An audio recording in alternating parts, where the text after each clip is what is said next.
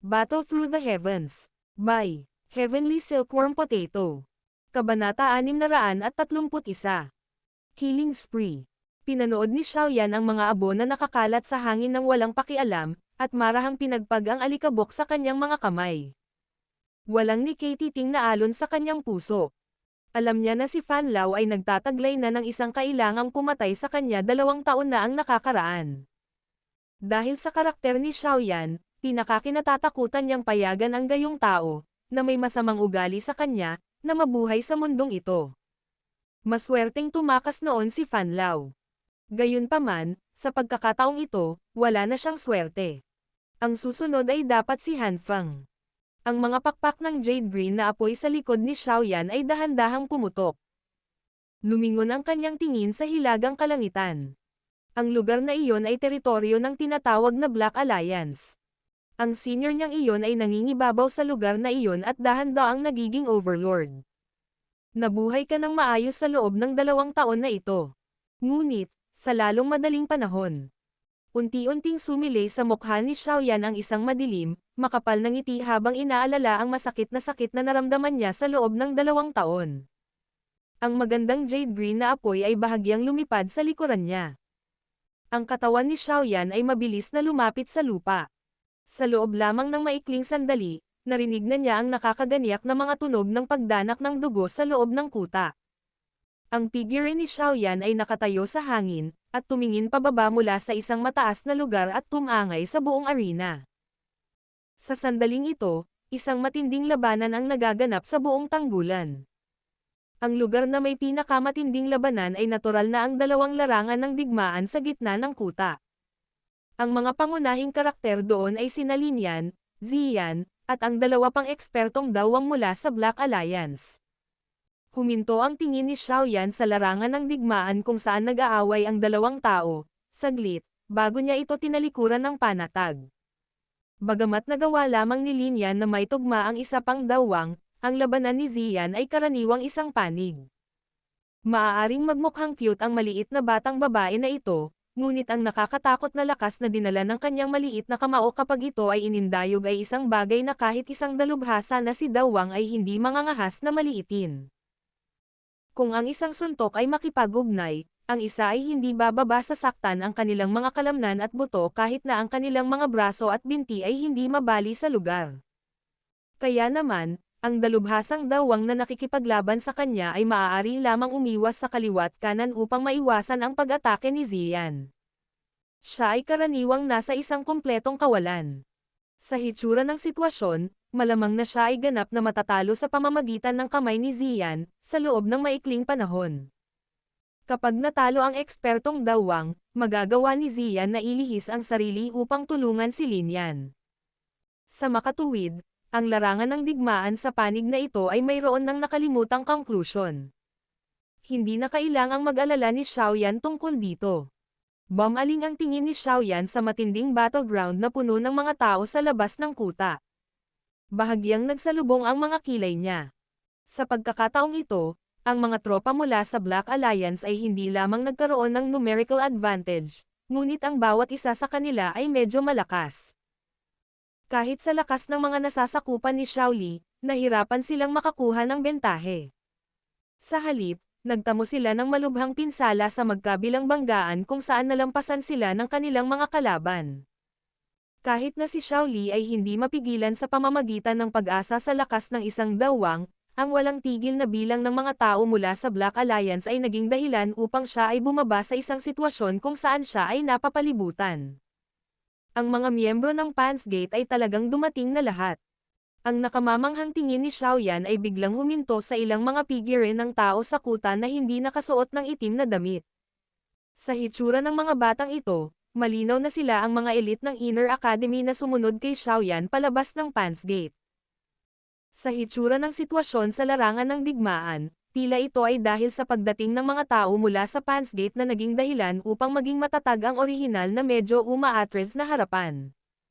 Sa kabila nito, gayunpaman, ang magkabilang panig ay napunta sa isang balisang pagkapatas. Ang malakihang pagpatay ay parang hilingan ng karne. Ang magkabilang panig ay patuloy na nagtamo ng ilang pinsala at kamatayan. Naghalo ang tunog ng pagpatay at ang kahabag-habag na hiyawan bago umakyat sa ulap. Malabo pa nga itong naririnig ng isa sa labas ng bundok. Mabuti para sa walang kabuluhang paghaharap na ito na matapos sa lalong madaling panahon. Sumimangot si Xiaoyan. Ang kanyang katawan ay kumikislap at sumugod sa mga panlabas na bahagi ng stockade. Sumigaw siya sa malalim na boses. Namatay na si Fan Lao. Naglakaslog pa ba kayong lahat na manatili sa lugar na ito? Ang sigaw ay parang bigla ang kulog na walang tigil na gamulong sa langit. Nagdulot pa ito ng alingaw-ngaw sa buong bulubundukin.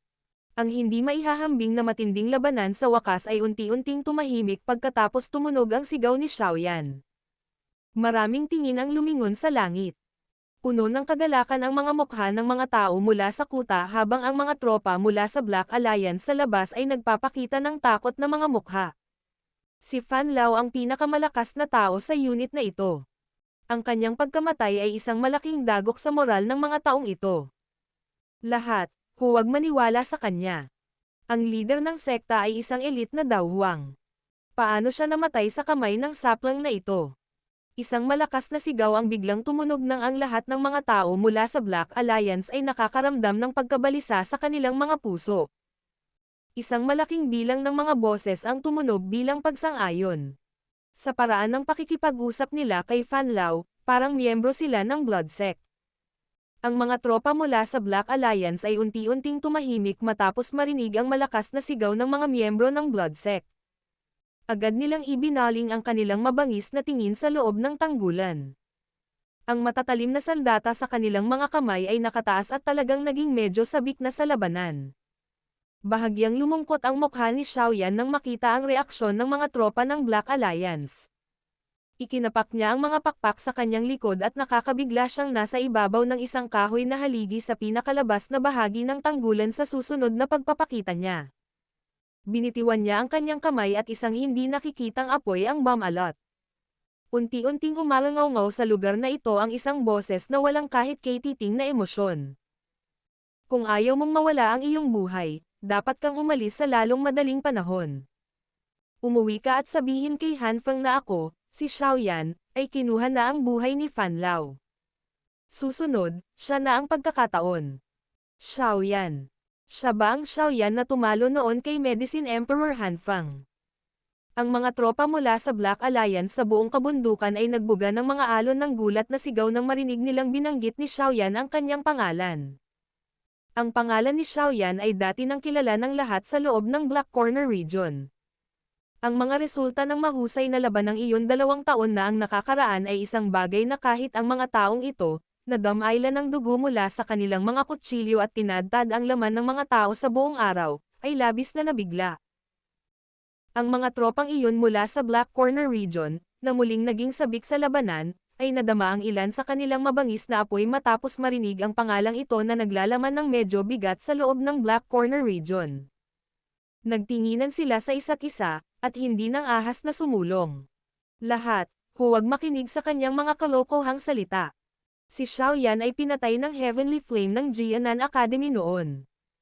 Paano pa siya mabubuhay sa mundong ito? Lahat, magmadali at sirain ang kuta. Ang Alliance Head ay magkakaroon ng masaganang gantimpala na naghihintay sa atin sa ating pagbabalik. Nagkaroon ng isa pang malakas na sigaw na nagsindi sa fuse nang ang lahat ng mga tao mula sa Black Alliance ay hindi makapagdesisyon. Nang marinig na gagantimpalaan sila ng Alliance Head, naging magaspang at mabigat ang paghinga ng mga taong nag-aalangan pa. Malinaw nilang naunawaan kung gaano kayaman ang gantimpala ni Hanfeng. Patayin.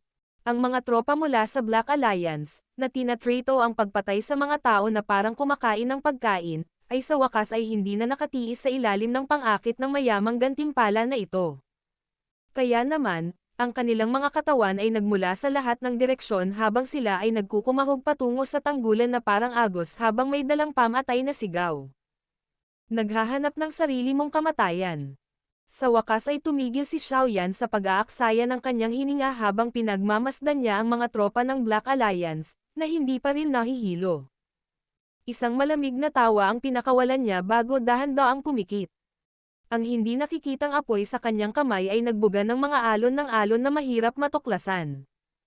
Dumating ang mga figure ng tao na sumasabog mula sa lahat ng direksyon. Gayunpaman, ang kanilang mga katawan ay biglang nanigas nang pumasok sila sa 50 metrong radius ng Xiaoyan. Pulang-pula ang mga mukha nila. Maging ang kanilang mga ulo ay naglalabas ng puting fog na kumukulot. Bang! Ang pagbabago-bago ng invisible na apoy sa loob ng kamay ni Xiaoyan ay naging mas matindi.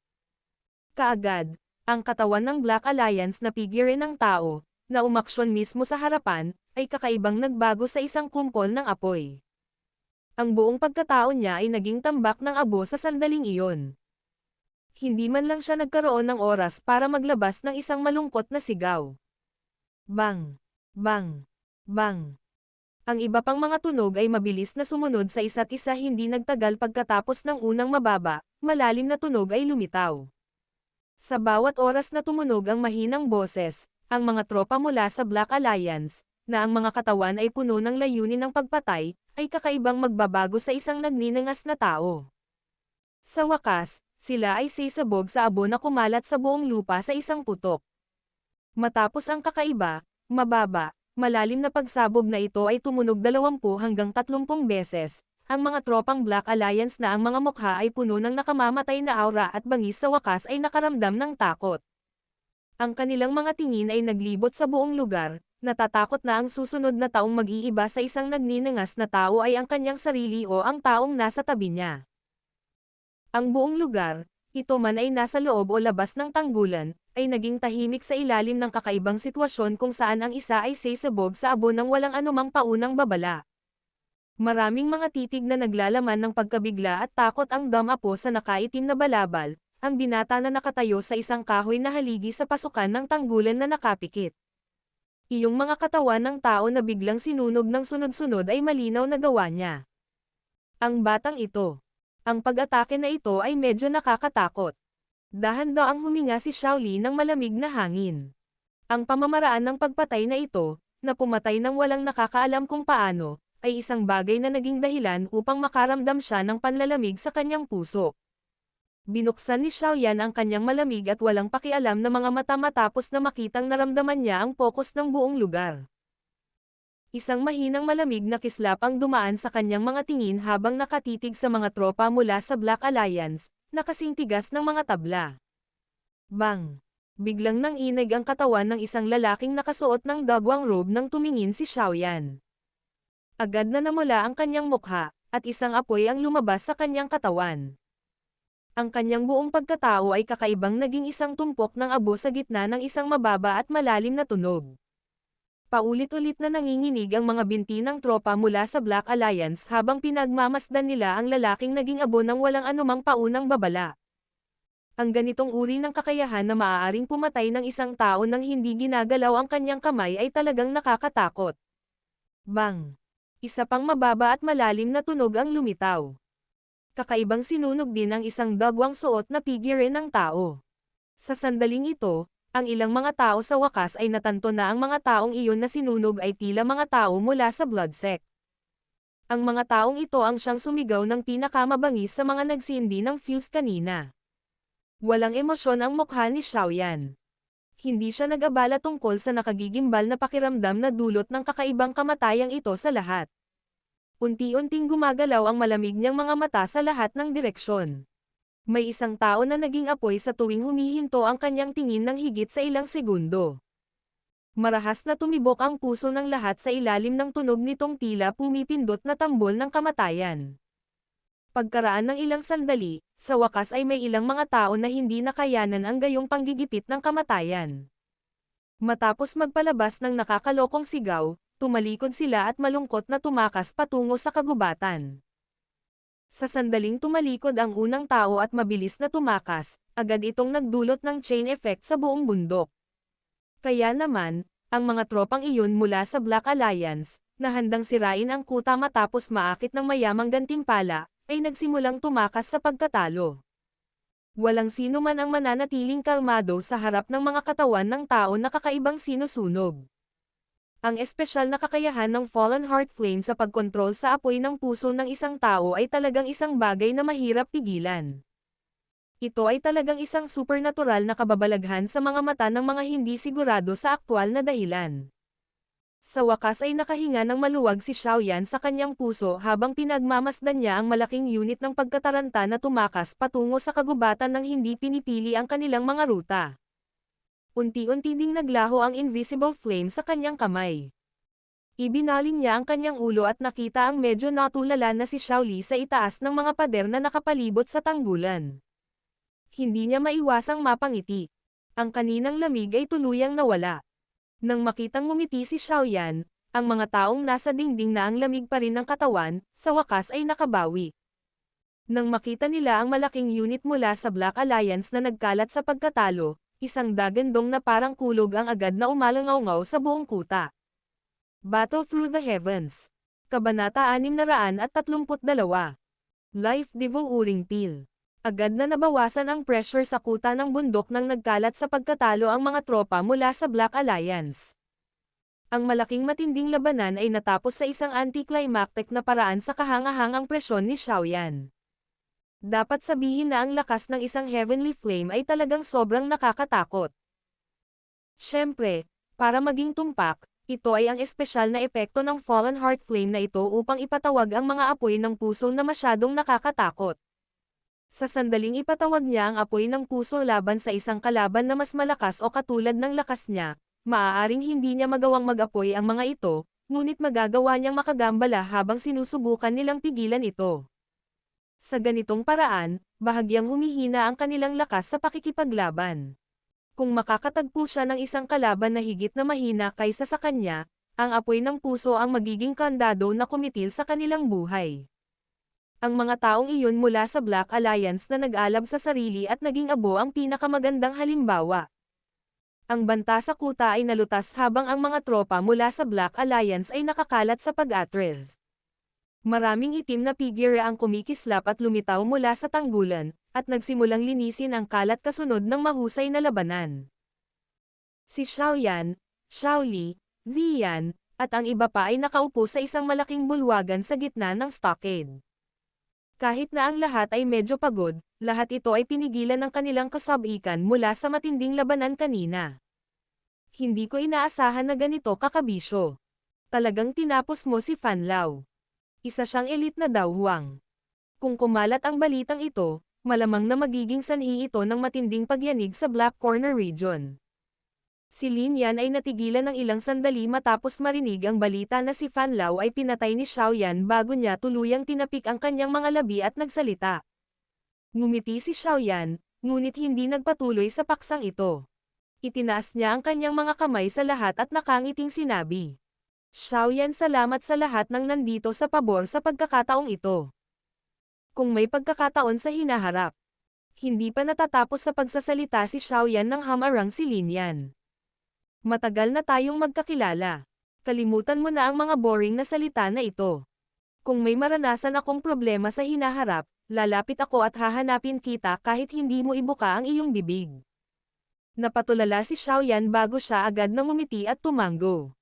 Ang karakter ng lalaking ito ay kasing tapat ng dati. Hihihi. Xiaoyan, marami rin akong naiambag. Huwag mong kalimutan. Nang makita ni Ziyan sa gilid na nagpasalamat lang si Xiaoyan kay Lin Yan, agad siyang bamulong ng malungkot. Relax, munting babae.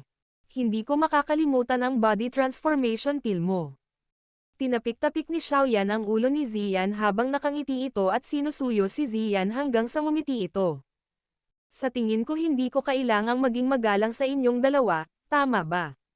Ibinaling ni Xiaoyan ang kanyang tingin kay Wu Hao at Hu Jie sa gilid at nagsalita ng nakangiti. Ngumiti silang dalawa at tumango. Kasama ang 2 taon na ito, silang tatlo ay maaaring ituring na matandang magkaibigan. Mula sa hindi pagkikita noong araw hanggang sa araw na magkapit-bisig sila upang magtatag ng isang paksayon tulad ng Pan's Gate, ang palakaibigang damdamin sa pagitan ng tatlo ay lalong naging malambot. Medyo matigas si Wu Hao sa pagharap sa mga isyo, ngunit napakahirap para sa kanya na maging hindi tapat kapag nakilala niya ang isang tao bilang isang kaibigan. Si Hu Jie ay napakatalino, at isa ring tunay na tao na hindi itinago ang kanyang nararamdaman. Ang kanyang relasyon kay Xiaoyan ay medyo maganda rin. Kaya naman, hindi niya inisip ang walang kabuluhang mga salitang iyon ng pasasalamat. Nagpasalamat ang lahat bago tuluyang ibinaling ni Xiaoyan ang kanyang tingin kay Xiaoli na nasa upuan ng pinuno sa bulwagan. Dahil sa pagpipigil sa kanila ng oras kanina, hindi na pagmasdan ni Xiaoyan ng detalyado si Xiaoli. Ngayong tumahimik na siya at tumingin, bahagyang nagsalubong na rin ang mga kilay niya. Ang 2 taon ay nagdagdag ng kaunting lamig sa mukha ni Xiaoli. Gayunpaman, ang mahinang death aura na nananatili sa pagitan ng kanyang mga kilay ay kitang-kita sa mga mata ng isang tulad ni Xiaoyan na ang espiritual na lakas ay napakalakas. Ikalawang kapatid, ano ang nangyari sa iyo sa loob ng 2 taon na ito? Saglit na nag-alinlangan si Xiaoyan bago hindi sinasadyang ibinuka ang kanyang bibig para magtanong. Ang mukha ni Xiaoli, na orihinal na nakangiti habang pinapanood si Xiaoyan na nakikipag-usap sa kanyang mga kaibigan, ay biglang naging mapurol nang marinig ang tanong na ito. Unti-unti ding nabura ang ngiti niya nang tumahimik na siya. Ang orihinal na medyo masayang kapaligiran ng malaking bulwagan ay unti-unting tumahimik kasunod ng pananahimik ni Xiaoli. Napatingin ang lahat sa ekspresyon ng una bago tumingin sa mata ng isa't isa. Lahat sila ay may ilang pagdududa. Sa wakas, si Hu Jia, na mas sensitibo bilang isang babae, ay tumingin kay Wu Hao at sa iba pa sa kanyang mga mata bago tahimik na umalis sa bulwagan. Marahan pa niyang isinara ang pinto nang makaalis siya. Pinagmasdan ng mata ni Xiaoyan ang tahimik na si Xiaoli. Hindi niya ibinuka ang kanyang bibig para pigilan si Lin Yan at ang iba pa na umalis. Mula sa death aura na namamalagi sa mga kilay ni Xiaoli, para bang siya ay isang tao na ang kamatayan ay nalalapit na. Ang ganitong uri ng sitwasyon ay hindi nagbigay ng kaunting kapabayaan sa panig ni Xiaoyan. Pagkaraan ng mahabang sandali sa ilalim ng patuloy na tensyon na titig ni Xiaoyan, sa wakas ay nagpakawala ng mahabang buntong hininga si Xiaoli. Isang mapait na ngiti ang ipinakita niya kay Xiaoyan at dahan-daang sinabi. Little Xiaoyan, ikaw ang pinakanamumukod tanging tao sa ating angkan ng Xiao. Bago ako dumating, sinabi sa akin ni Kuya na maaari akong mamatay ngunit hindi ikaw. Wala akong kahit kaunting hindi pagkakasundo sa puntong ito. Bahagyang namula ang mukha ni Xiaoyan. Kahit na sa lakas ng kanyang pag-iisip, hindi napigilan ng kanyang ilong ang pag-asim sa mga salitang ito. Pagkatapos kong malaman ang tungkol sa pagkamatay mo sa Jianan Academy noon, gusto kong direktang pumunta at hanapin ang mga taong nakilahok sa palihim na pag-atake para makipaglaban sa kanila dahil sa matinding paghihiganti ng angkan ng Xiao. Naalala ni Xiaoli ang kawalan ng pag-asa at kabaliwan sa kanyang puso nang malaman niya ang balita. Hindi sinasadyang humigpit ang kanyang kamao. Kung mamamatay ka talaga, malamang na ang Xiao clan ay ganap na mawawasak. Tiniis ko ang kawalan ng pag-asa sa loob ng humigit kumulang 2 buwan bago ko tuluyang pinigilan ang udyok na pumunta at hanapin ang mga taong ito na lalaban sa loob ng aking puso. Dahil wala ka na, ang pasanin ay maaari lamang dalhin ng pangalawang kapatid na lalaki. Gayunpaman, alam ko na dahil sa bilis ng aking pagsasanay, malamang na hindi ko makakamit ang lakas na makakapaghiganti sa Mystic Cloud Sect sa nakikinita na hinaharap. Gayunpaman, maswerte na ang langit ay hindi nag-iiwan ng isa na may landas na patungo sa isang patay na dulo.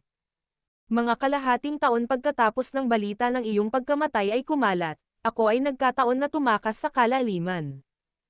Isang maapoy na init ang biglang bumalot sa mga mata ni Xiaoli nang magsalita siya hanggang sa puntong ito. Ang emosyon ni Xiaoyan ay medyo na-tense din. Nararamdaman niya na ang dahilan kung bakit naging ganito ang kanyang pangalawang kapatid ay dahil sa bagay na nakuha niya. Kabilang sa mga bagay na nakuha ko, mayroong isang bote ng medicinal pill na may 2 pulang kulay na medicinal pill sa loob nito. Ayon sa impormasyong nakasulat sa bote, ang ganitong uri ng medicinal pill ay puwersahang nakapagpataas ng lakas ng isang tao na nasa paligid ng Dadao Shi class hanggang sa Dawang class.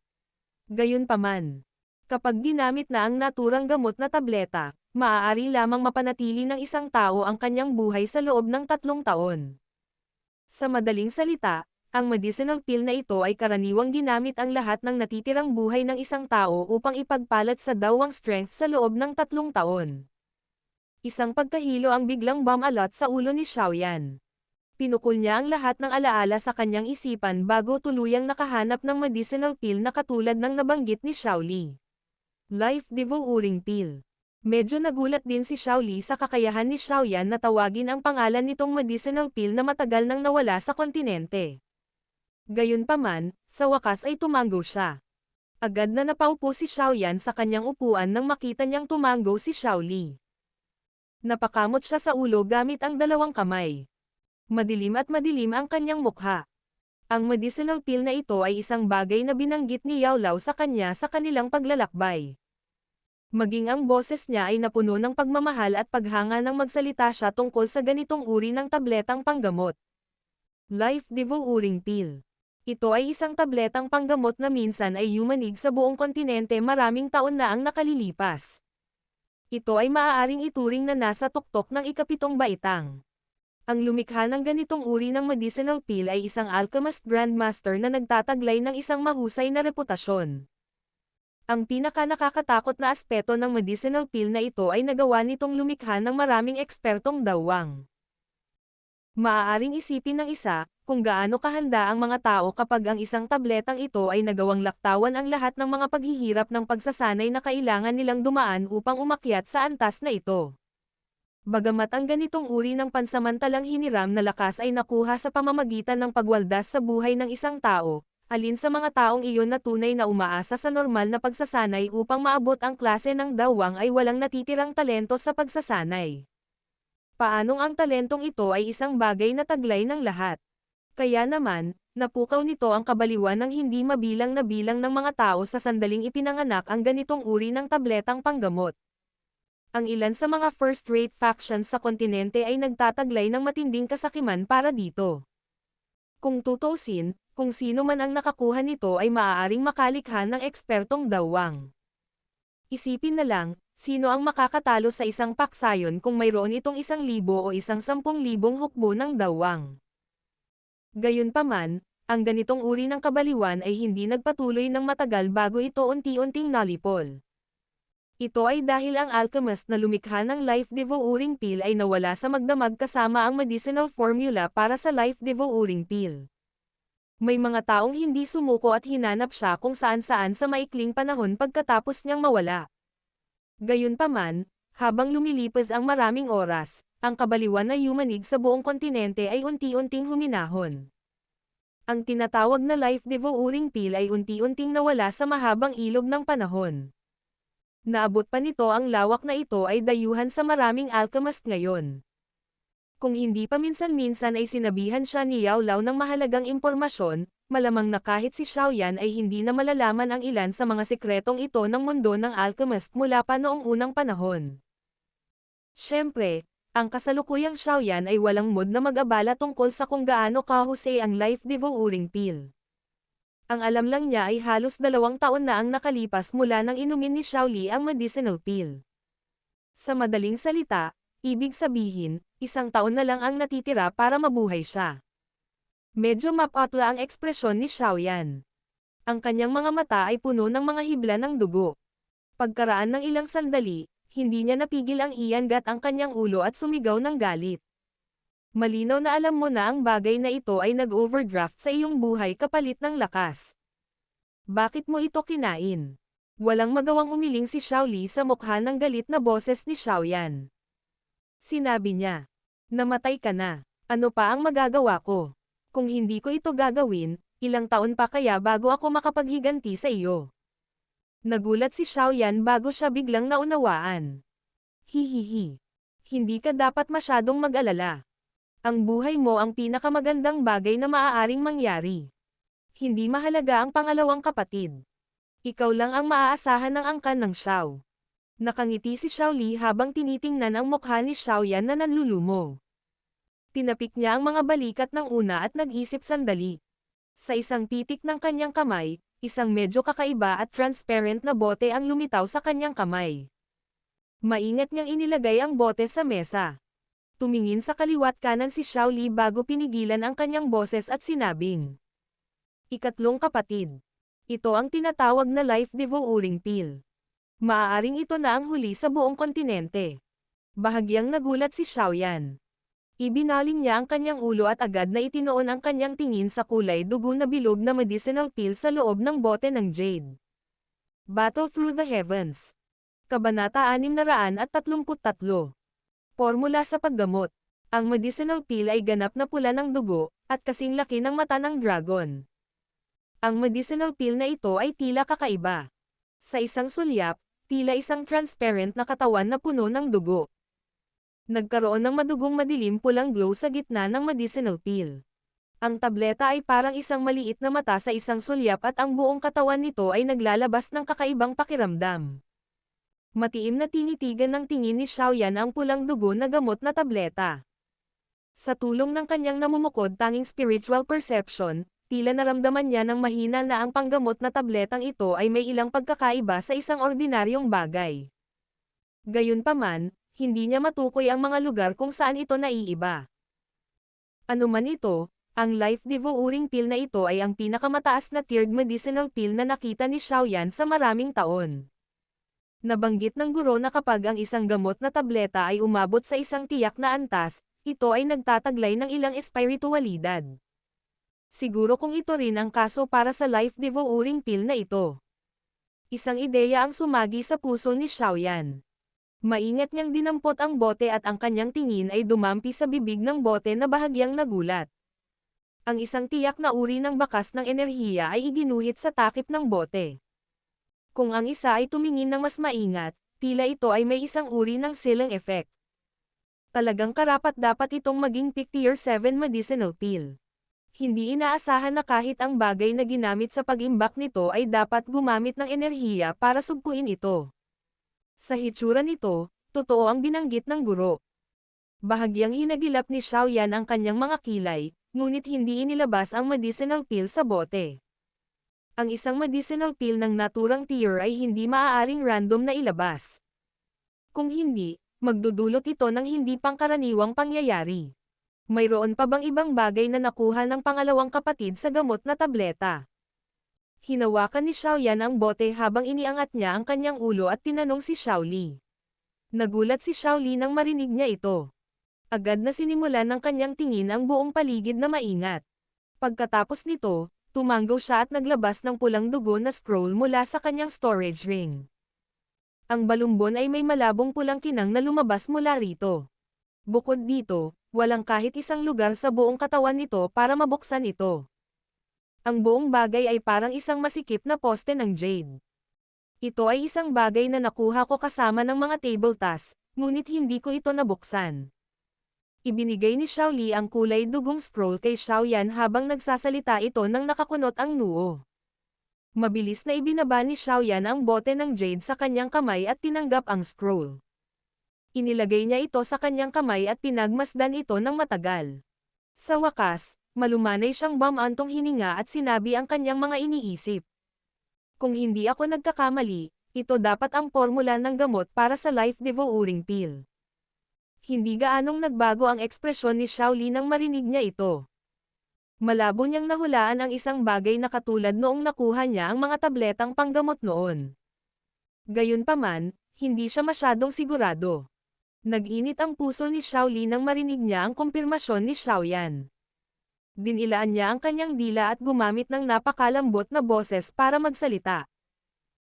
Kung ito talaga ang formula ng gamot para sa life devouring pill, ang ating Xiao clan ay maaaring magkaroon ng pag-asa na umunlad. Ang makalikha ng 12 ng ekspertong dawang. Walang-wala ang Mystic Cloud sect na iyon. Saglit na nag-isip si Xiaoyan bago siya agad umiling at sinabing, mahirap. Kahit na ang life devouring pill na ito ay maaaring mag-overdraft ng buhay ng isang tao para makakuha ng 3 taong lakas ng dawang, ito rin ay nasa tuktok ng Tier 7 medicinal pill. Paano ito madaling mapino? Malamang na halos walang sino man sa kontinenteng ito ang makakagawa ng ganoong kadaming mga gamot sa kontinenteng ito. Kinailangan ni Yao Lao na ibigay ang lahat ng kanyang pagsisikap upang maswerteng pinuhin ang 6 na baitang medicinal pill, matagumpay na ground spirit pill noon, lalo na itong life devouring pill na maaaring ituring na kabilang sa tuktok sa loob ng ika-7 baitang. Kalimutan ang tungkol sa isyo kung posible bang makahanap ng sapat na sangkap na panggamot. Kahit na mahanap sila ng isa, Ang pagpino lamang ng 6 na baitang na gamot na tableta ay nagdulot na ng hindi likas na kababalaghan. Kung ang isa ay magpino ng isang antas ng 7 gamot na tableta, hindi ba magpapadala ang langit ng kidlat na si Ceres sa tao at sa tableta?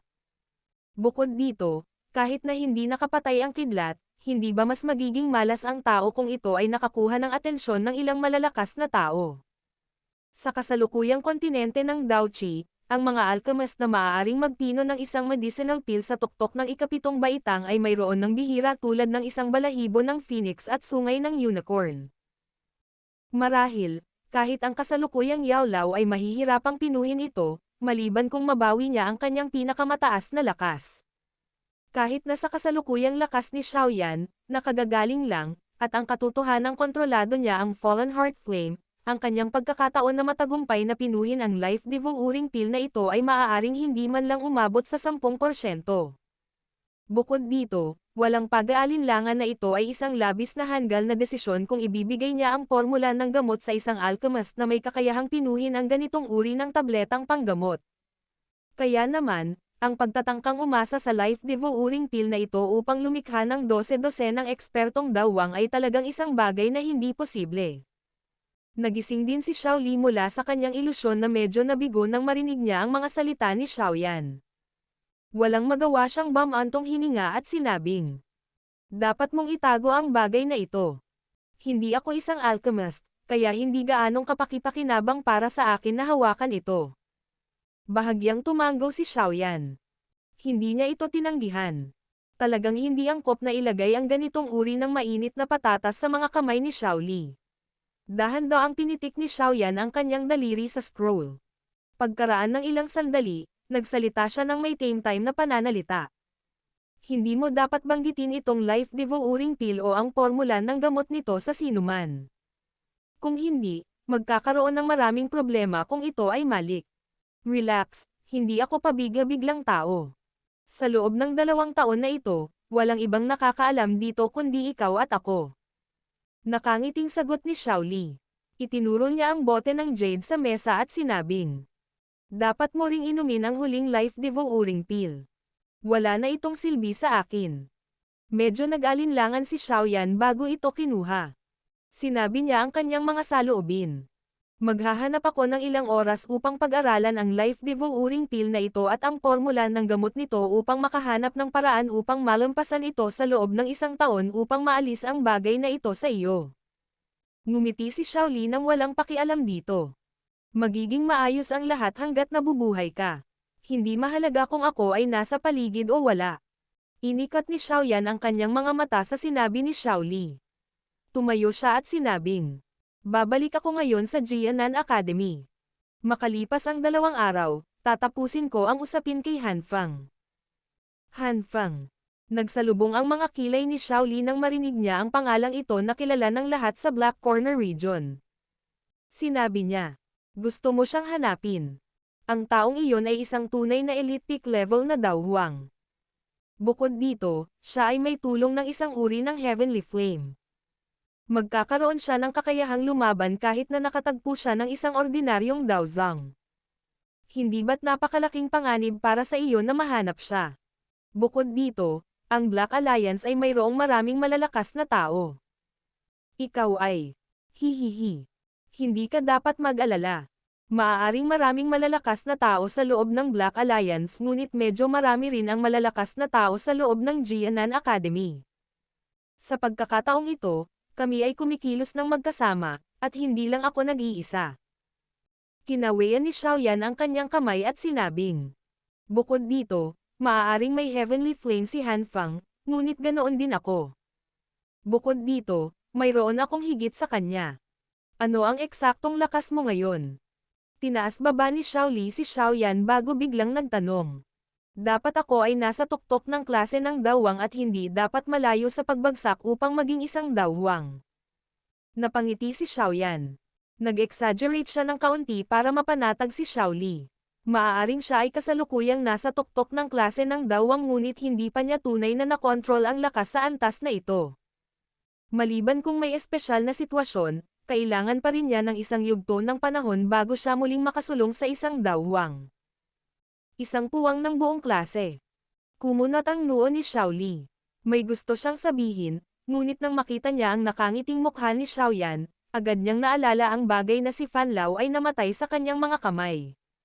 Noon lang siya dahan-daang tumango at sinabing, "Mag-ingat ka, bukod dito, mas mabuti na isama mo ako sa pagkakataong ito. Hindi ako dapat maging pabigat sa iyo dahil sa lakas ko ngayon. Hihihi. Mag-aalala din ako kung iiwan kita sa Black Corner region. Pangalawang kapatid, dapat ayusin mo ang sitwasyon. Dadalhin kita sa akademya para manatili ng 2 araw." Ngumiti si Xiaoyan at tumango. Inilagay niya ang life devouring pill at ang medicinal formula nito sa kanyang storage ring bago tumalikod at naglakad palabas ng hall. Si Xiaoli ay karaniwang kumilos ng matatag at mabilis. Kaya naman, wala pang 1 oras, ganap na niyang naayos ang lahat. Bagamat ilang miyembro ang namatay sa malaking laban ng iyon kanina, mayroon pa ring halos 100 tao. Bagamat hindi ito may kukumpara sa isang malaking paksayon tulad ng Blood Sect, hindi ito itinuturing na mahinang lakas sa loob ng Black Corner region. Si Xiaoyan ay hindi nag-alinlangan ng husto pagkatapos na maayos ang lahat. Mahigit 10 griffon ang punong-puno ng mga tao bago sila nagpakpak ng kanilang mga pakpak at lumipad ng mataas sa kalangitan, dala ang isang malaking grupo habang sila ay muling lumipad pabalik sa Jianan Academy. Dahil sa ilang kadahilanan, nakuha ni Xiaoyan si Xiaoli upang manirahan ang kanyang mga nasasakupan sa Jianan City sa labas ng akademya. Nanatili sila roon habang si Xiaoli lamang ang dinala sa Inner Academy ng Jianan Academy. Nagkaroon ng kaunting kaguluhan nang bumalik si Xiaoyan at ang iba pa. Ang kaguluhan na ito ay lalo nang naging maliwanag nang ang ilan sa mga miyembro ng Pans Gate, na lumahok sa malaking labanan, ay kumalat ng balita na ang leader ng sekta ng Blood Sect, si Fan Lao, ay pinatay ni Xiaoyan. Ang buong Inner Academy ay nagkagulo. Ang isang elite na dawwang ay isang taas na maaari lamang nilang tingnan. Gayunpaman, ang naturang eksperto ay hindi man lang nag-iwan ng bangkay sa mga kamay ni Xiaoyan. Siyempre, natural na walang pakialam si Xiaoyan sa kaguluhan na napukaw niya sa loob ng Inner Academy. Hinanap niya si First Elder Su Chen pagkatapos niyang bumalik sa Inner Academy. Nagulat din ang huli sa pagpatay ni Xiaoyan kay Fan Lao. Gayunpaman, hindi siya mukhang masyadong nabigla. Malinaw niyang naunawaan kung gaano nakakatakot ang lakas ng pakikipaglaban ni Xiaoyan na ibinigay na siya ang may kontrol sa 2 uri ng Heavenly Flame. Bagamat medyo labag sa mga patakaran para kay Xiaoyan na dalhin si Xiaoli sa Inner Academy, tahimik na sumang-ayon si Su Chen dito. Kung tutuusin, ang katayuan ng una ay kasalukuyang bagay na hindi inaasahan ng isang ordinaryong estudyante na may kumpara. Si Xiaoyan, na nagtataglay ng 2 uri ng Heavenly Flames ay isang tao na kahit siya ay hindi ng ahas na madaling maliitin. Sa makatuwid, matapos siyang paalalahanan ng kaunti, pinakawalan ni Su Chen si Xiaoyan.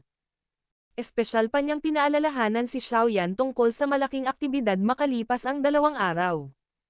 Ang malaking aktibidad na ito ay isang bagay na inaasahan din ni Xiaoyan. 2 araw ang lumipas sa kanyang pag-asa.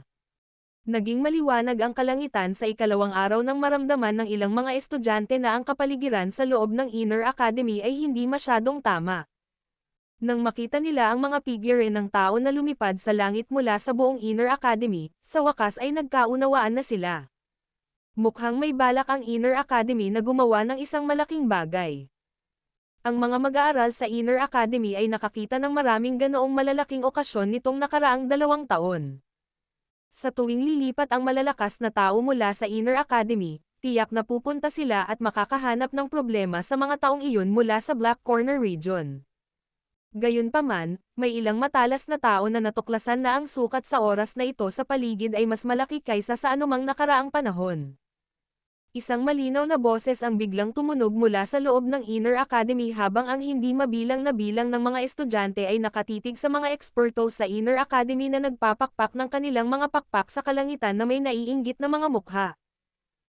Kaagad, isang napakarilag na pares ng jade green na mga pakpak ng apoy ang nagdala ng isang itim na figure habang sila ay sumugod sa langit bago lumitaw ang figure. Sinundan ng hindi mabilang na bilang ng mga tingin ang alulong at lumingon. Nag-init ang kanilang mga mata nang makita ang nakaitim na binata na sumulpat. Sa lahat ng mga taon na ito, si Xiaoyan ang unang taong lumahok sa isang mahusay na labanan sa Inner Academy na may status na estudyante. Ito ay matinding kaluwalhatian sa mata ng mga kabataang estudyanteng ito. Ito ay dahil ang pagkakaroon ng ganoong kwalipikasyon ay nagpapahiwatig na si Xiaoyan ay naging isang tunay na malakas na tao na kahit na ang mga nakatataas na echelon ng Inner Academy ay kinilala. Hindi pinansin ni Xiaoyan ang mabangis na mainit na tingin sa ibaba niya habang nakatayo siya sa kalangitan. Lumingon ang kanyang tingin sa hilagang kalangitan, at dahan-daang bumungad sa kanyang mukha ang isang arko na puno ng lamig.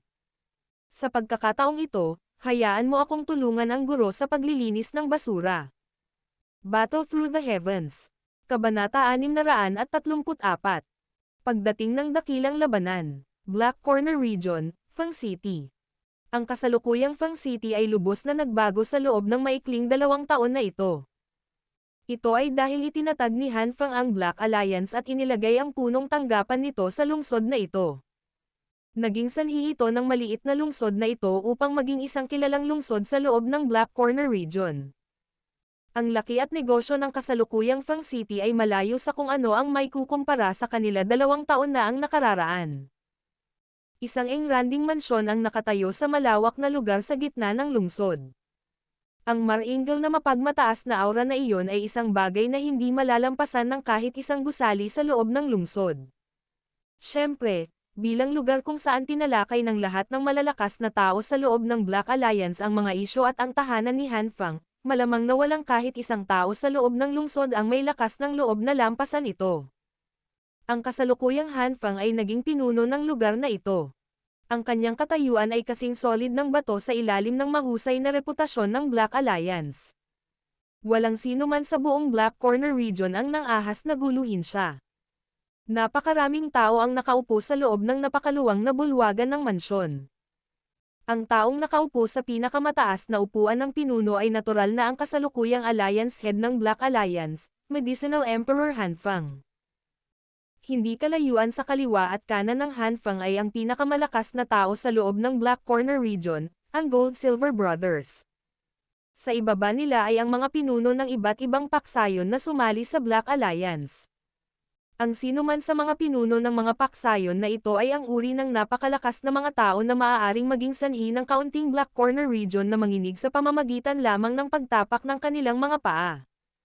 Gayunpaman, ang mga malalakas na tao ay maaari lamang umupo sa mas mababang mga upuan sa ganitong uri ng okasyon.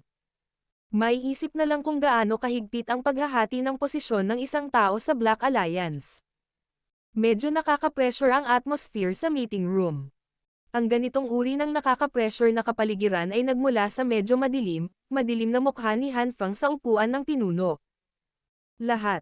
Ang tingin ni Han Fang ay dahan-dahang dumaan sa mukha ng lahat ng tao sa bulwagan habang nagsasalita siya sa walang malasakit na boses. Sa palagay ko lahat kayo ay dapat nakarinig ng ilang balita. Ang maliit na brat na tinatawag na Xiaoyan sa Inner Academy ay buhay pa. Nagkaroon ng ilang kaguluhan sa loob ng malaking bulwagan. Bagaman ang mga nakaupo ay hindi ordinaryong tao, bahagyang nagbago ang kanilang mga ekspresyon nang marinig ang napakapamilyar na pangalang ito. Ang isang dalubhasa na kayang talunin si Han Fang ay isang taong hindi nila pinapayagang maliitin. Namatay na ang pinuno ng sekta ng Blood Sect sa kamay ng brat na ito. Marahang tumapik ang daliri ni Han Fang sa armrest. Ang mga salitang binitawan niya ay parang bambang yumanig sa lahat hanggang sa natigilan sila. Bagamat nakatanggap sila ng ilang balita mula sa nakalipas na 2 araw, hindi sila nang ahas na kumpirmahin ang pagkamatay ni Fan Lao.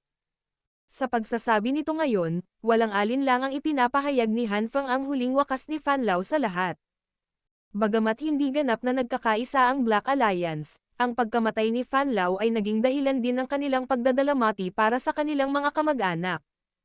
Malinaw, ang pinakanaramdaman nila ay isang mahinang pag-aalala at pagkabalisa.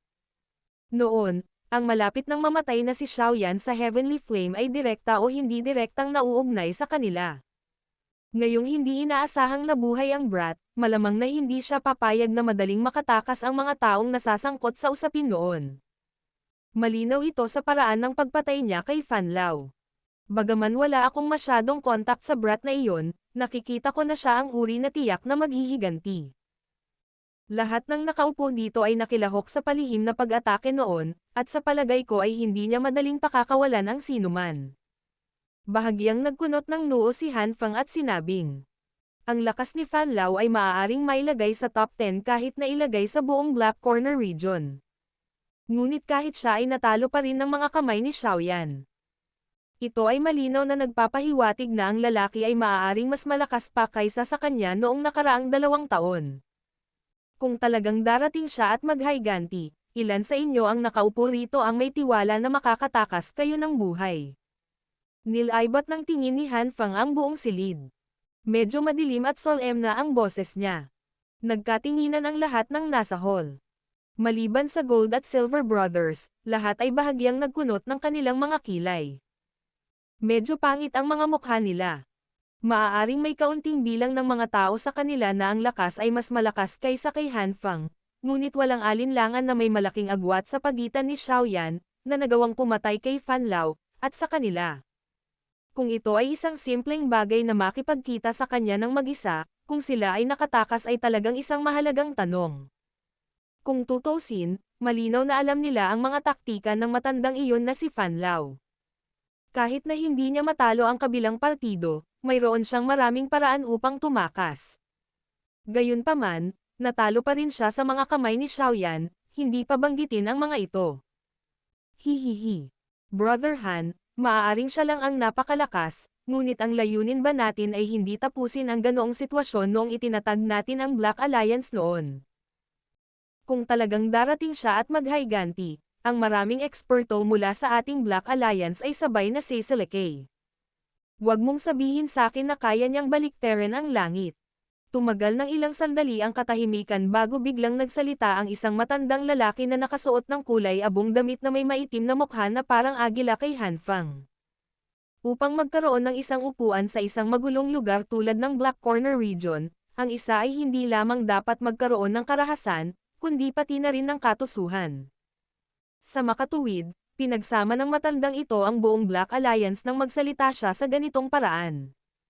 Sa wakas ay nakabawi ang lahat sa bulwagan matapos marinig ang mga salita ng matanda na nakasuot ng kulay abo.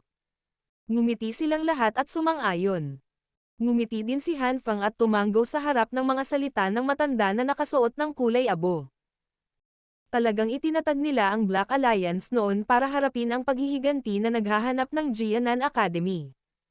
Ang ganitong uri ng paghihiganti ay natural na bahagi din ito. Nagpadala na ako ng ilang tao para magtanong tungkol sa kinaroroonan ni Xiaoyan mula sa iba't ibang lugar. Ipapaalam ko sa lahat kapag may balita ako. Sa oras na iyon, maaari muna tayong kumilos nang hindi siya hahanapin. Nakangiti si Han Fang habang nagsasalita. Gayunpaman, isang bisyo ang lumabas sa kanyang ngiti. Lahat ng tao sa bulwagan ay nakahinga ng maluwag nang marinig nila ang mga salita ni Han Fang. Sa huli ay naging tinak si Xiaoyan sa kanilang mga puso. Hindi sila maaabala tungkol sa ilang masamang reputasyon ng pang-aapi ng isang tao na may mga numero kung maaari nilang alisin siya. Ang pagiging patas at hustisya ay matagal nang itinapon sa mabahong kanal kapag ang isa ay nasa isang lugar tulad ng Black Corner region. Bahagyang gumalaw ang sulok ng bibig ni Han Fang nang makita niya na ang lahat ay hindi nagsasalita ng anumang hindi pagkakasundo. Isang kakaibang ngiti ang sumilay sa kanyang mga mata. Kung talagang mahuhuli natin si Xiaoyan sa oras na iyon, sana ay ibigay siya ng lahat sa akin para harapin. Bilang kapalit, bibigyan ko ang lahat ng kasiya siyang pabuya. Bahagyang nag-alinlangan ang lahat sa hall nang marinig nila ito bago tumanggo. Alam nila na labis na hinahangad ni Han Fang ang Heavenly Flame ni Xiaoyan. Bagamat napakabihira ng Heavenly Flame, sinong ordinaryong tao ang maglalakas loob na pinuhin ito? Kung ang isa ay pabaya, ang pagiging abo sa pamamagitan ng backlash ay isang bagay na madaling mangyari. Kaya naman, lahat ay maaaring maghangad sa Heavenly Flame, ngunit walang sino man ang talagang nang-ahas na hawakan ang bagay na iyon. Nakita ni Han Fang na tumanggo ang lahat. Bagamat alam niya ang iniisip ng mga ito sa kanilang mga puso, hindi niya ibinuka ang kanyang bibig upang pabulaanan ito. Talagang pinagnanasaan niya ang Heavenly Flame ni Xiaoyan. Gayunpaman, ang pinaka-inaalala niya ay ang kompletong flame mantra chi method na isinagawa ni Xiaoyan. Bilang isang taong nagsagawa ng hindi kumpletong flame mantra, malinaw na alam ni Han Feng kung anong uri ng nakakatakot na lakas ang taglay ng chi method na ito.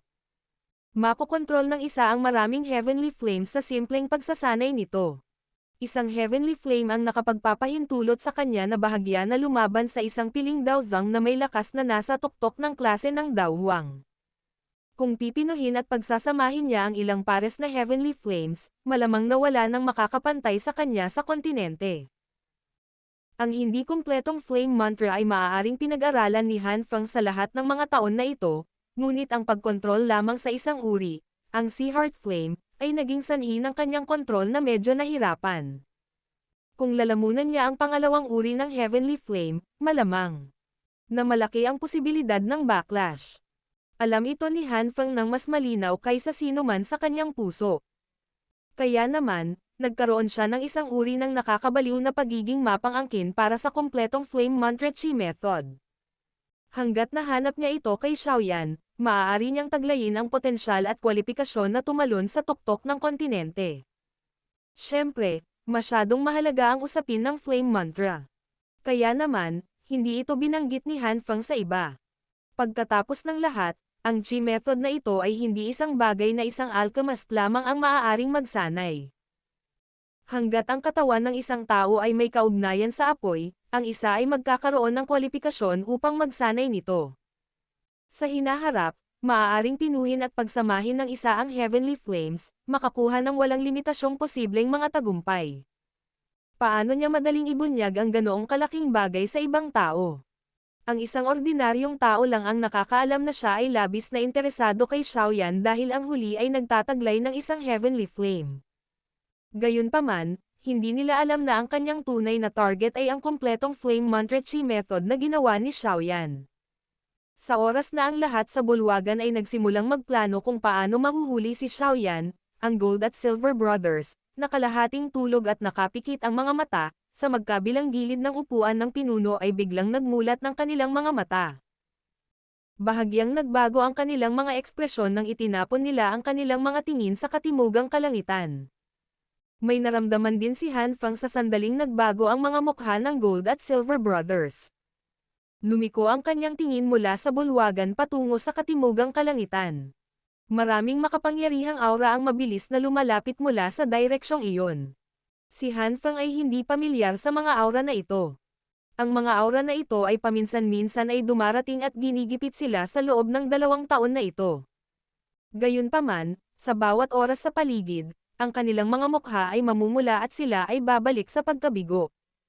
Lahat ng mga eksperto mula sa Black Alliance sa loob ng bulwagan ay tumingin sa biglang pagbabago ng mga ekspresyon sa mga mukha ni Han Feng at ng Gold at Silver Brothers. Nagulat silang lahat. Dahil sa kawalan nila ng lakas, hindi sila nagtataglay ng ganoong katalas na kakayahan sa pandama tulad ng 3 taong nasa harapan nila. Brother Han, Gold at Silver Brothers, ano ito? Maingat na ibinuka ng matandang may kulay abong damit na may maitim na malaagila ang kanyang bibig at nagtanong. Nandito na naman ang matandang kaibigan natin. Ang matandang lalaki na nakasuot ng gintong damit ay tumawa sa kakaibang paraan habang siya ay tumayo mula sa kanyang upuan, ngumiti, at sumagot. Nagulat ang lahat nang marinig nila ito. Bigla silang nagkaintindihan nang tumawa silang lahat. Ang mga matandang ito mula sa Jianan Academy ay talagang may matinding tiyaga. Sa bawat pagkakataon, dumarating sila na may mabangis na aura at sa tuwing tumatakas sila na nasa pagitan ng kanilang mga binti. Unti-unting nagsalubong ang mga kilay ni Han Feng sa harap ng malakas na tawanan sa buong lugar. Sa tulong ng isang tiyak na pangunawa sa pagitan ng Heavenly Flames. Malabo niyang naramdaman na tila may napakapamilyar na mainit na aura na papalapit sa gitna ng malaking bilang ng mga aura. Higit pa rito, sa hindi malamang dahilan, ang kanyang namimilipit na Heavenly Flame ay naging bahagyang mapurol sa tuwing umaasa siya sa kanyang Sea Heart Flame para maramdaman ang pamilyar na mainit na aura na iyon. Ang ganitong sitwasyon ay parang nakatagpo ito ng isang bagay na kinatatakutan nito. Unti-unting naging solemn na ang ekspresyon ni Han Feng. Ang pagkagulat ay kasunod na idinagdag sa kanyang mukha. Nagagawang matakot kahit ang Sea Heart Flame na nasa ika-15 ranggo sa Heavenly Flame Rankang. Anong uri ng nakakatakot na bagay ang nakatago sa likod ng mainit na aura na iyon? Battle Through the Heavens. Kabanata 635. Banggaan sa pagitan ng malalakas. Alon-alon ng rumaragas ang hangin na humahampas sa malayong kalangitan. Isang malaking grupo ng maliliit na itim na tuldok ang mabilis na lumitaw bago tuluyang naging maraming tao na dumaan. Ang malakas na hangin na nalikha mula sa mabilis na bilis ay nagdulot ng maraming parang peklat na gully na lumitaw sa loob ng dagat ng mga puno sa mga bundok sa ibaba. Bukod dito, ang mga aura na ibinubuga mula sa napakaraming eksperto ay naging dahilan upang ang lahat ng mga magical beast sa loob ng bulubunduking ito ay mahinang umungol sa takot. Kahit na ang ilan sa mga makapangyarihang may mataas na ranggo na magical beast ay hindi nang ahas na maging masyadong aktibo sa sandaling ito. Sa pagkakaroon ng mahinang katalinuhan, malinaw na alam nilang sapat na ang ganoong kalaking aura para sirain ang buong bulubundukin. Malapit na tayong makarating sa punong tanggapan ng Black Alliance, Fang City. Mag-ingat kayong lahat. Isang matanda na boses ang biglang tumunog sa tabi ng tenga ng lahat habang lumilipad sila sa kalangitan. Mag-ingat. Ang Fang City ay kasalukuyang lungsod kung saan ang Black Alliance ay may pinakamahigpit na depensa. Ilang beses na kaming nakipagpalitan ng suntok sa kanila sa loob ng 2 taon na ito. Nakatingin ang tingin ni Xiaoyan sa gilid ng bulubundukin nang biglang may tumabi sa kanya na isang figure ng tao. Lumitaw ang figure ni Su Chen bago pinaalalahanan ang una. Oo, talagang napakaraming malalakas na tao sa loob ng lungsod. Nararamdaman kong parang pamilyar ang mga aura na ito. Mukhang, karamihan sa kanila ay ang mga lumahok sa snake attack noon. Bahagyang tumanggaw si Xiaoyan. Sa pamamagitan ng pag-asa sa kanyang namumukod tanging spiritual perception, mas malinaw niyang naramdaman ang bilang ng mga eksperto sa loob ng lungsod kaysa kay Su Chen. Hindi masyadong nagulat si Su Chen sa kakayahang ito ni Xiaoyan. Tumanggaw siya at nagsalita sa medyo madilim at seryosong ekspresyon. Sa una, ang mga nagkalat na paksayon na ito ay talagang hindi katugma sa Jianan Academy. Gayunpaman, pagkatapos ng pagtatatag ng Black Alliance sa loob ng 2 taon na ito, hindi kami nakakuha ng kahit kaunting bentahe. Napakalakas ba ng Black Alliance? Bahagyang nakakunot ang noo ni Xiaoyan habang nagtatanong sa mahinang boses. Maraming elder sa Jianan Academy, ngunit karamihan sa kanila ay may lakas ng dawang. Sa kabilang banda, ang ilan sa mga lider ng paksayon sa Black Alliance ay mga elite na dawang. Mapalad na nagkaroon kami ng numerical advantage. Dahil lamang dito halos hindi namin na-stabilize ang sitwasyon. Mapait na ngumiti si Su Chen at nagpatuloy. Maaaring may lakas ako ng isang Daozang, ngunit ang 2 matandang ginto pilak na iyon na hindi mamamatay ay kayang antalahin ako sa pamamagitan ng pagsanib ng mga kamay. Kung i-average natin ang iba pang lakas sa pakikipaglaban, maaaring mapanatili ng magkabilang panig ang isang balanse. Gayunpaman, sa bawat salungatan, si Han Fang ay aasa sa lakas ng Heavenly Flame Academy at ang mga kamay ng Heavenly Flame upang talunin ang mga gintong ekspertong iyon. Mga kapatid, para salakayin ako, dapat alam mo rin na ang taong iyon ay maaaring isa lamang sa tuktok na dawang ngunit ang Sea Heart Flame ay isang bagay na kailangan kong harapin ng maingat kahit ako ay walang magawa kung lalabanan nila ang 3 laban sa 1. Bagaman medyo lumawak ang lakas ng Inner Academy, ito ay mas maliit kaysa sa pagpapalawak ng mga eksperto sa Black Alliance. Isa ka ring alchemist.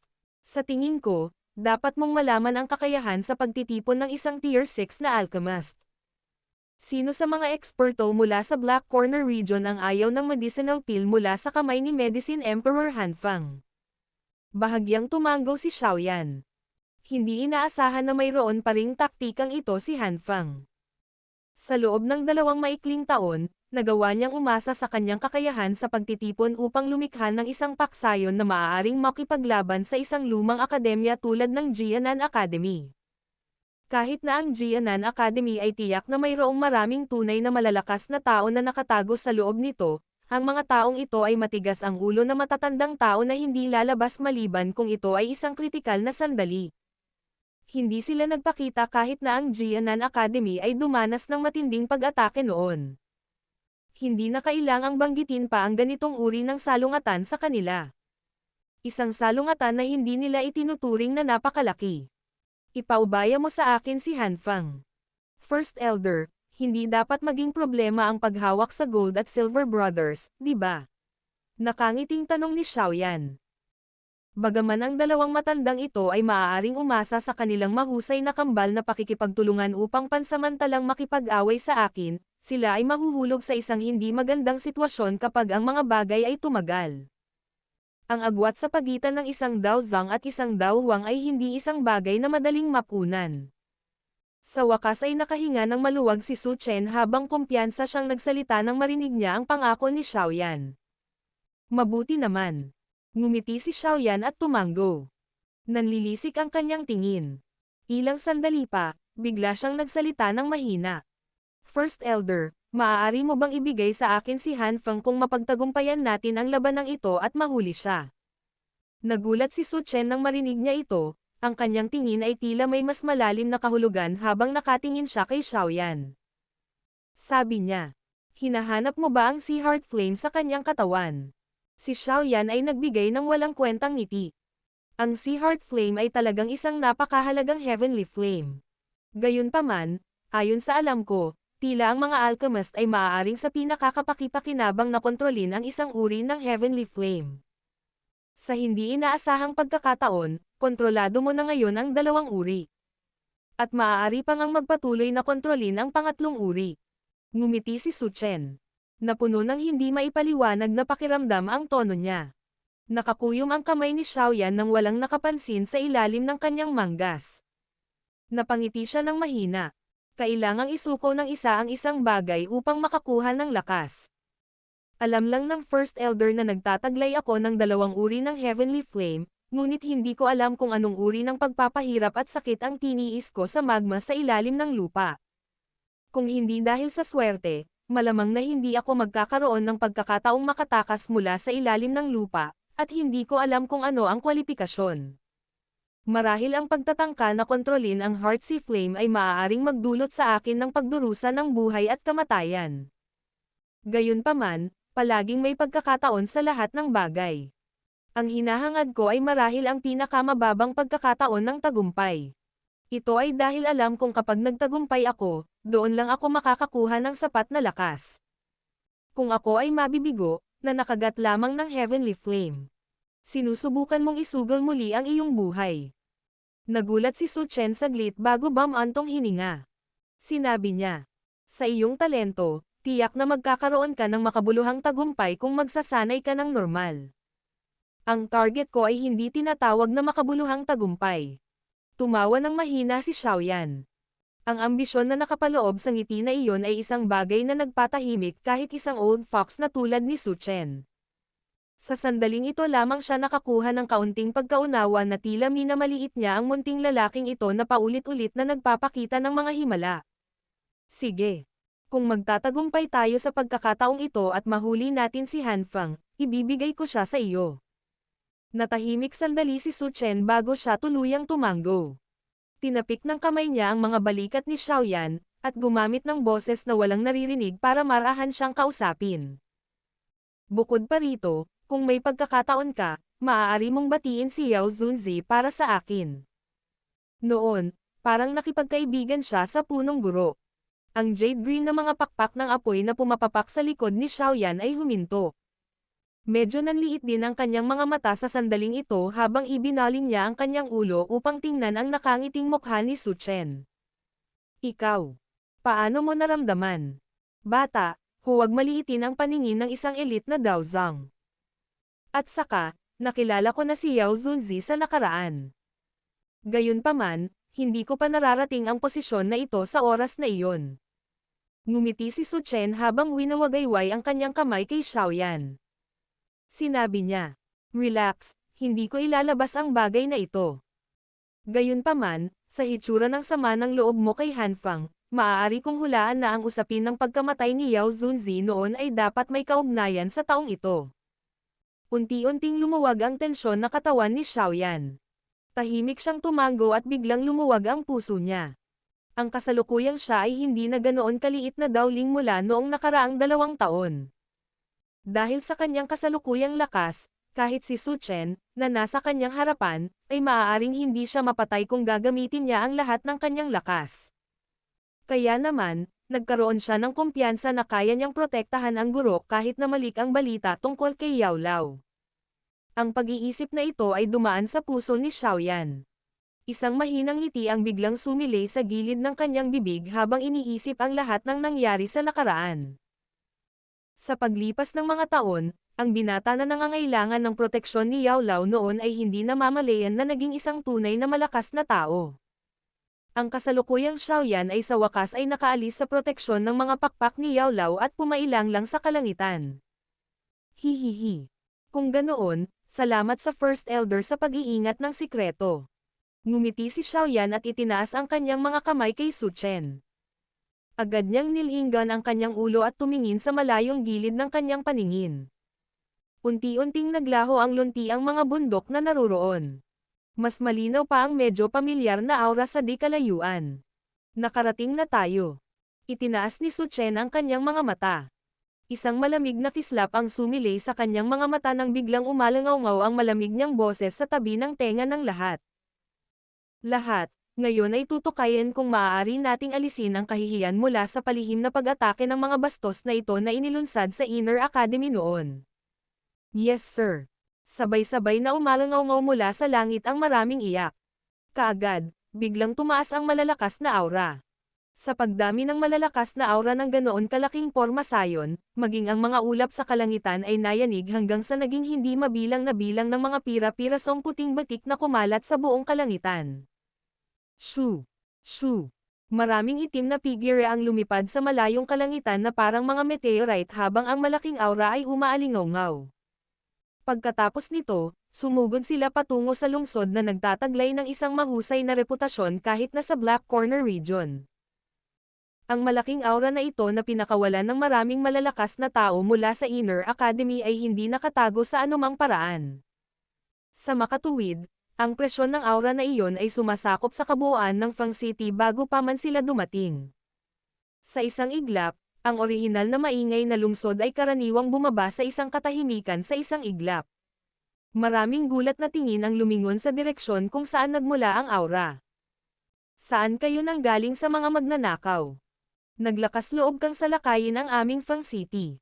Isang malaking grupo ng mga figure ng tao ang biglang sumugod mula sa pribadong mansyon sa gitna ng lungsod. Hindi nagtagal pagkatapos nasakop ng aura ang Fang City sa wakas, nagkalat sila at nanatiling nakabitin sa hangin. Nakasuot ng alchemist robe ang nasa harapan. Ang malamig niyang tawa ay parang kumukulog na nagsimulang kumalat ng putok matapos ihalo sa kanyang Daochi. Agad na nagsimulang kumulo ang lungsod nang makita nila ang maraming tao na lumilitaw sa kalangitan. Bilang may-ari ng Fang City, ang reputasyon ni Han Fang ay hindi mapapantayan ng sino man sa lugar na ito. Siyempre, ang mga tao sa Black Corner region ay naniniwala lamang sa malakas.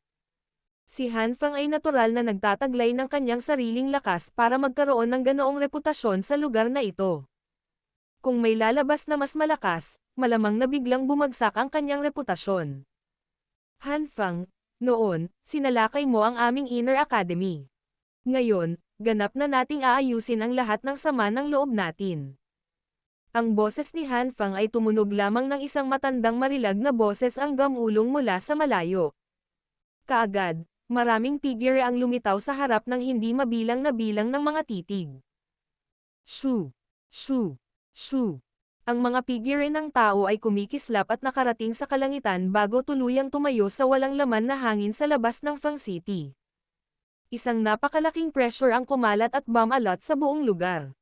Pinaikit ni Han Fang ang kanyang tingin at dahan-dahan itong iniwas sa maraming eksperto mula sa Inner Academy. Makalipas ang ilang sandali, sa wakas ay napahinto ito. Ang lugar kung saan huminto ang kanyang mga mata sa gulat ay ang may-ari ng mainit na aura na iyon na kahit ang Sea Heart Flame ay kinatatakutan. Hindi inaasahan. Ikaw talaga. Xiaoyan. Bahagyang kumaibot ang mukha ni Han Fang habang ang madilim at solemne niyang boses ay dahan-dahang umalangaw-ngaw sa kalangitan. Ang buong lungsod ay muling kumulo sa ilalim ng pangalang ito na karaniwang kilala ng lahat sa loob ng Fang City ng Black Corner Region.